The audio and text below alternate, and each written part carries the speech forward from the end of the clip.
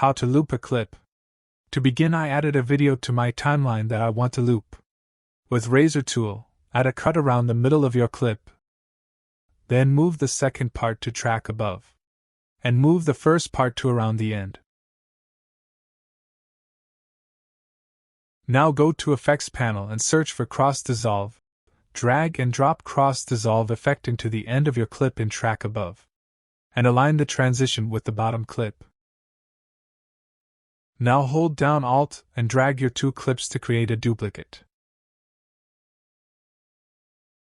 Select the first clip and press Shift+Delete key to ripple delete it. For creating more loops, just copy these two clips and paste them as many times as you want, or use Alt plus dragging.